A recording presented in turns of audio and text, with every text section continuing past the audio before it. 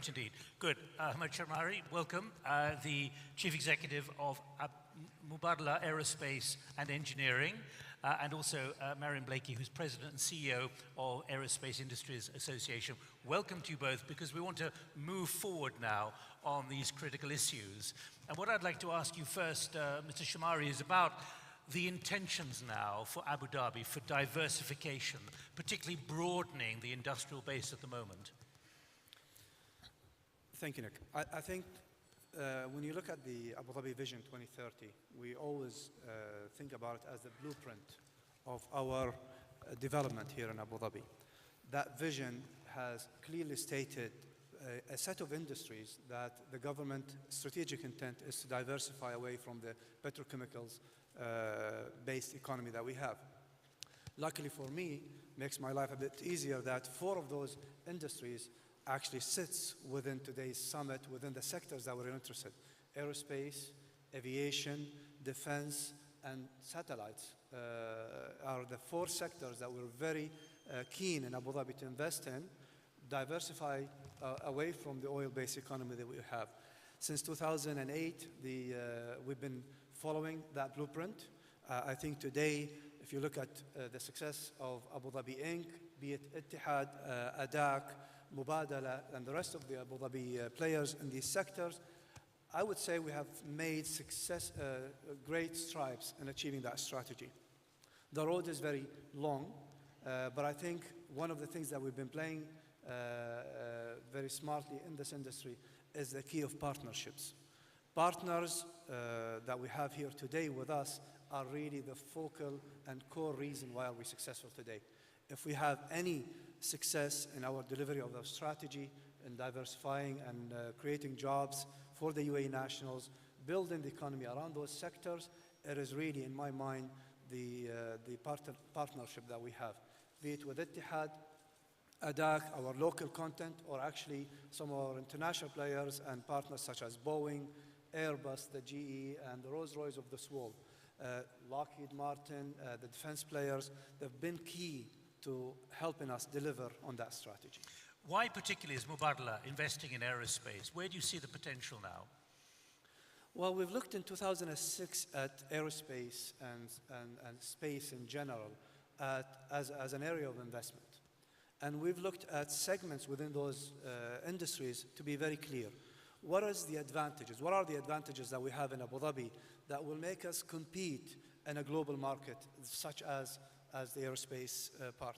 And we looked at segments where if there is high capital requirement, that is an area of advantage for us. If we look at low cost of energy, that is also high advantage for us, and we can participate in segments, but also automation. Automation is key for us. Finding the next 2 or 3 decades of technology is what we aspire for. We'll work with our partners on this current 5-10 years technologies, but that's not the aspiration. The aspiration is, what is the next 2 or 3 decades of technology? How can we make this industry highly automated, where we don't need the thousands and thousands of people to be producing those parts or products here in the UAE?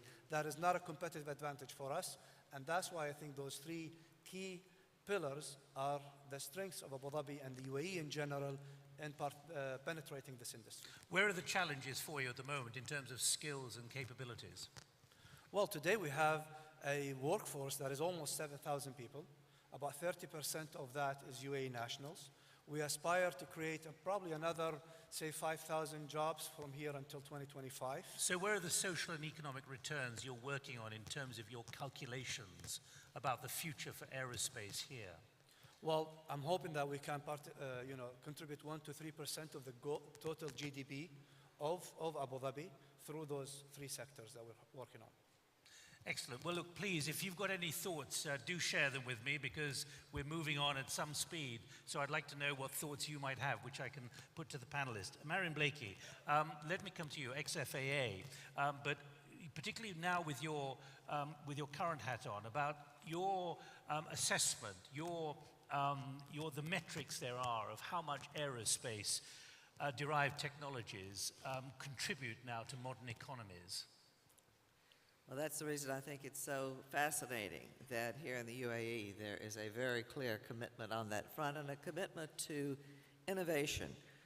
Innovation-driven economies, I think, have benefited dramatically by aerospace and defense. Many of the technologies are known certainly to this room, but the internet, GPS, all of the technologies that we often take for granted in the automobile field, whether it's composites or new combustion techniques, et cetera. There's so much. But a lot of people really don't understand that there's also tremendous carryover into fields that one would not expect. For example, heart pump technology, robotic arms that are used now in operating rooms, the 3D manufacturing that we're beginning to deploy throughout. All of this has tremendous applications. Now, I will also say this, that all parts of the world are not alike in their ability to take advantage of this. The United States has had a wonderful track record, but I'll tell you honestly that we're very concerned about it because so much of the R&D, of course, that has been there has come from partnerships with our government, early federal funding, and as I'm sure you're following, there we are really struggling with cutbacks in our federal budgets. And it's driving our companies in a variety of ways. Aerospace and defense companies certainly are doubling down, still committed to research and development with their own money. But it's hard when you don't see the programs in the future that the government wants to have. So they're also diversifying, and diversifying into some things that you might see as adjacent, cybersecurity, for example, but deep sea mining, healthcare. You really are seeing some interesting ways that our companies are going, and that cross-fertilization, I would project, will also increase the R&D proclivities that we have. One thing I would also say that I think, when we are in tough times, you try to look around and see what might be innovative approaches. And one of the things that I find intriguing is that aerospace has a long history of prizes, privately funded prizes. Now, I know that might sound small and whimsical, but not necessarily. Remember, of course, that was what sparked Lindbergh's first flight solo across the Atlantic. Not very long ago, the Ansari X Prize was what provoked Spaceship One and now Virgin Galactic. Google has just issued a challenge, their $30 million X Prize, as to who can, with private money, put a robot, a working robot, on the moon. So there's a lot to be said for some things like that that can stimulate R&D. And finally, I would also say I think you're moving in a good direction because what we see is that aerospace and defense works well in clusters. I'm sure you're aware that Seattle, Washington, Bellingham, Tacoma, we have a tremendous cluster there. You also see that in Toulouse where there's a lot of cross-fertilization. Aline is going to be one of those clusters, I project. What about, Marion, the impact of those declining national investments in the growth engine? You talk about the need to replace, but how much is there really an urgency to shift the focus away from state investment in aerospace into private and other forms of investment? Well, I think we're going to see a great deal more in terms of public-private sector partnerships where the investments are certainly going to be robust coming from the private sector. But there's certain things that only state funding can really accomplish best, or at least must have a substantial lead in. Remember, there are challenges before us. We've got the issue of the air traffic modernization, moving toward satellite-based digital system that isn't in place yet, and that will facilitate all of the traffic that you're projecting in this part of the world. It's going to prove essential. We can't neglect the fact that, again, government leadership in terms of safety, both regulatory as well as R&D, don't take it for granted because, after all, human factors are really at the heart of some of the most challenging accidents we still have. Security. I was delighted to see that here you've put in the pre-clearance facility. Again, this advances some of the things we need as we're looking at security around the world. And of course, environmental. When I saw the emphasis up there with Etihad on biofuels and flying cleaner flights, the environmental impact will be reduced with those kinds of corporate actions, also with government support. Long term, the numbers and the predictions are really quite impressive at the moment, and we'll hear from Tony Tyler later, the figures from IATA on both cargo and passengers. What potential problems, though, could hamper this growth when it comes to aerospace investment, hamper the growth in both cargo and passenger traffic? Well, there are a number of forecasts out there, but if you just take Boeing's forecast alone, they are projecting over the next 20 years that we'll see 35,000 new aircraft valued at approximately $5 trillion. Now, nearly 21,000 of those aircraft are going to be ones that are new growth, new carriers, and then the rest, of course, are replacement. But that's also going to be reflected in growth in the cargo market. So I think we're going to see quite a striking set of opportunities if we can keep up with the challenges such as air traffic control, environmental impact, and other things we have to address. Which we're going to be talking about in other sessions. James, let me just pick up on a couple of the points that you were making in your presentation, particularly the map of the ranges and so on. What are you seeing, particularly in Africa, when it comes to the importance of aerospace and aviation for developing economies? Well, it's extremely important because it's a different skills base. If you look here in Abu Dhabi, and certainly with the role we play in Emirization, we're very clear on our roadmap. We're 20,000 employees this year. We're going to grow to 30,000 employees. We talked about pilots, we talk about graduates, we talk about engineers, and what I'm very excited about is that there's a very clear vision how we mix the nationalities. Obviously, there is a strong Emirization program at a senior level, at a graduate level. We have over 450 young Emiratis on our cadet pilot program alongside 50 international cadets. We have over 200 apprentice engineers, Emiratis, alongside international apprentice engineers. We've seen that the focus on right skills and a very clear focus that everybody has to be best in class.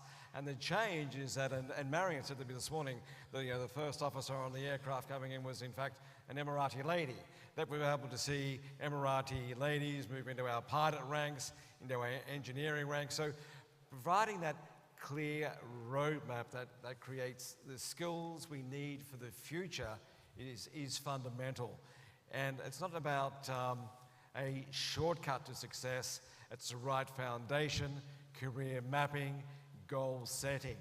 Because when you look at the radius within the 3-hour zone, we do see in the Indian subcontinent challenges with infrastructure, with airspace management, and this is a key area of our focus. So how we're able to also work with our partners to work on infrastructure, to work on training, to create here, for our collection of airlines, what I call centers of excellence, to bring the back rooms where it makes sense, the best cost base, the best skills base to improve the top line of those partners. James, what about new connections and new city pairs and what you're developing there, or what you're seeing when you generate new routes through Abu Dhabi?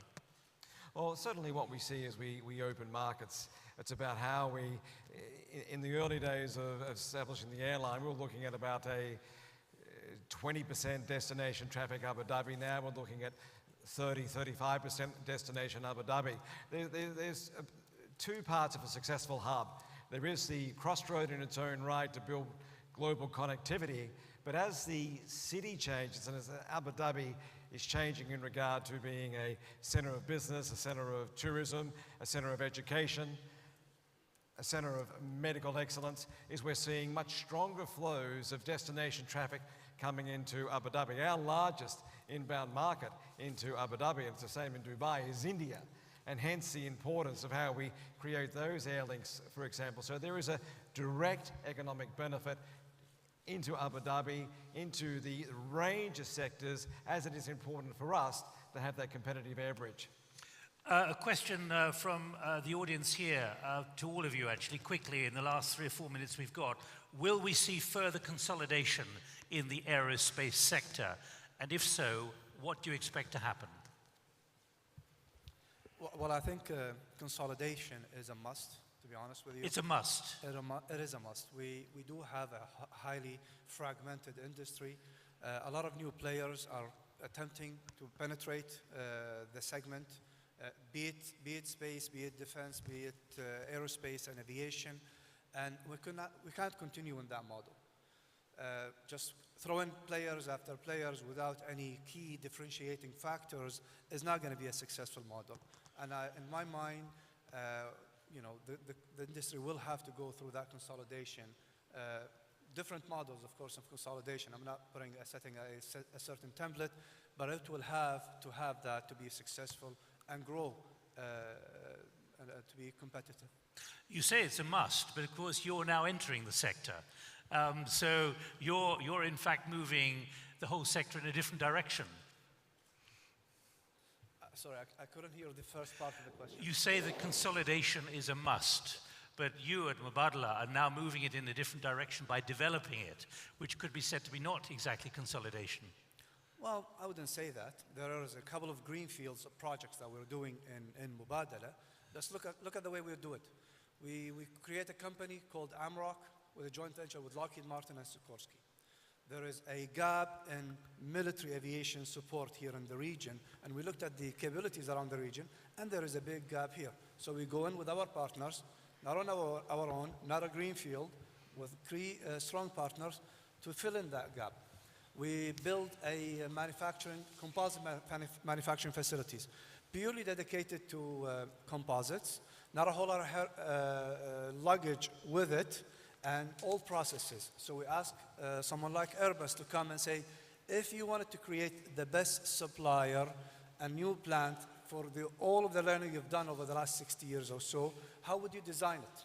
So they come in and they design it, and that's the way we help the industry. Marion, we're going to move on to this in your panel shortly, but that overarching question, is there going to be more consolidation in the aerospace sector? Well, I think certainly we're seeing some. When we're talking about manufacturing at the 3rd, 4th tier, yes. At the top tier, there is a very real reluctance, at least in the United States, to have any of our large companies consolidate. And I think if you look at it in Europe, that's been proven the case as well. And I say this because I think the government feels that they have pulled down to the point that we do not want to see fewer able to compete and to engage. It's one of those things, though, that when we look at our adjacent industries, the airlines, for example, we've just seen a major period of consolidation again in the U.S., and I think we're seeing some of that worldwide as well.